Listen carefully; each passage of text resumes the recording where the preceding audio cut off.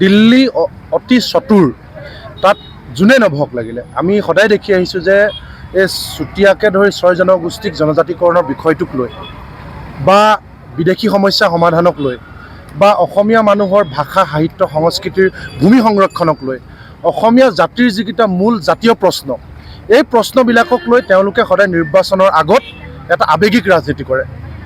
আপোনালোকে দেখিছিলে যে কংগ্ৰেছ চৰকাৰৰ বিৰুদ্ধে অসমৰ সিংহভাগ লোক যে অসন্তুষ্ট হৈছিলে তাৰ অন্যতম কাৰণ কিন্তু 6 জনগোষ্ঠীক কৰা প্ৰতাৰণা।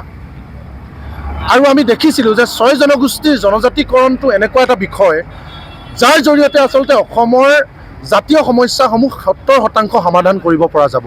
কেনেকৈ 6 জনগোষ্ঠীৰ চুতীয়া, আহোমকে ধৰি মৰাণ, মটক, কোচ ৰাজবংশী আৰু চাহ জনগোষ্ঠী, এই 6 জনগোষ্ঠীক যদি জনজাতিকৰণ প্ৰদান কৰে তেতিয়াহ'লে অসমৰ সিংহভাগ ঠাই, অসমৰ সিংহভাগ লোক জনজাতীয় লোকলৈ পৰ্যবেক্ষিত হ'ব আৰু যাৰ জৰিয়তে সেই অঞ্চলবিলাকত বাহিৰৰ মানুহে আহি মাটি ক্ৰয় কৰিব নোৱাৰিব, বাহিৰৰ মানুহে আহি সেই অঞ্চলবিলাকত চাকৰি কৰিব নোৱাৰিব, সেই অঞ্চলত ভাষা সাহিত্য সংস্কৃতিৰ ক্ষেত্ৰত আগ্ৰাসন চলাব নোৱাৰিব বা বিদেশী সমস্যাৰ ক্ষেত্ৰতো বহুখিনি সমস্যা সমাধান হ'ব।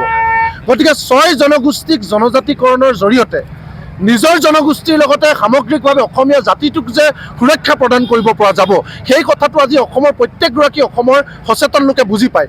সেইকাৰণে আমি নিৰ্বাচনৰ আগত বা প্ৰতিটো মুহূৰ্ততে আমি কেন্দ্ৰীয় চৰকাৰসমূহক কৈ আহিছোঁ যে 6 জনগোষ্ঠীক জনজাতিকৰণ প্ৰদান কৰক, তাত আমাৰ কাৰো আপত্তি নাই আৰু সেয়া আমি বিচাৰোঁ।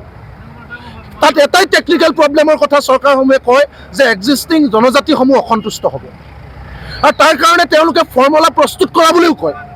যেতিয়াই আলোচনাত বহে সংগঠনবিলাকৰ প্ৰতিনিধি, তেওঁলোকে কয় যে আমি এনেকুৱা এটা ফৰ্মুলা উলিয়াইছোঁ যাৰ জৰিয়তে ইতিমধ্যে জনজাতি লাভ কৰা লোকসকলে অসন্তুষ্ট নহয় আৰু সেইকাৰণে তেওঁলোকে নিৰ্বাচনৰ আগত ভাষণত কয়, আপোনালোকে শুনিব, যে আমি 6 জনগোষ্ঠীক জনজাতিকৰণ প্ৰদান কৰিম আৰু দ্বিতীয় বাক্যটো কয় যে যিসকল জনজাতি লাভ কৰি আছে তেওঁলোকৰ স্বাৰ্থ বিঘ্নিত নোহোৱাকৈ প্ৰদান কৰিম।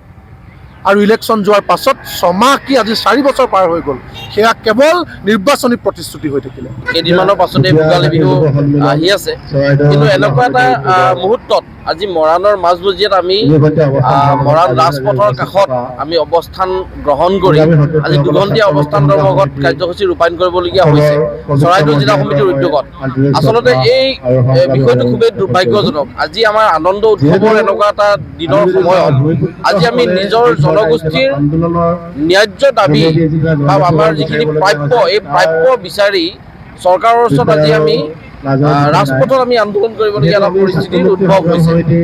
এই যিটো দাবী বা এই যিখিনি পৰিস্থিতি বা এই সংগ্ৰাম বহুদিনীয়া, কিন্তু আমি দেখা পালোঁ যে বিগত কংগ্ৰেছ চৰকাৰে যি ধৰণে জনজাতিকৰণৰ নামত আমাক কেৱল প্ৰতাৰণা আৰু প্ৰবঞ্চনা কৰিলে, ঠিক একেধৰণে 2014 চনত যেতিয়া আমাৰ সেই সময়ৰ প্ৰক্ষেপিত প্ৰধানমন্ত্ৰী নৰেন্দ্ৰ মোদী ডাঙৰীয়াই অসমলৈ আহি কৈছিল যে 6 মাহৰ ভিতৰত মানে নিৰ্বাচনী ইস্তাহাৰত প্ৰকাশ কৰিছিল যে আমাক শাসনৰ গাদী দিলে 6 মাহৰ ভিতৰত 6 জনগোষ্ঠীক জনজাতিৰ মৰ্যাদা প্ৰদান কৰা হ'ব। কিন্তু সেইবিলাক আচলতে কথাৰ ভুলজাৰি আছিল। পৰৱৰ্তী পৰ্যায়ত দেখা গ'ল যে সেই গোটেই ইছ্যুটোক লৈ তেওঁলোকে আচলতে এটা ৰাজনৈতিক যিখন নিৰ্বাচনী বৈতৰণি, এই বৈতৰণি পাৰ কৰাৰ এটা আহিলা হিচাপে ব্যৱহাৰ কৰিলে।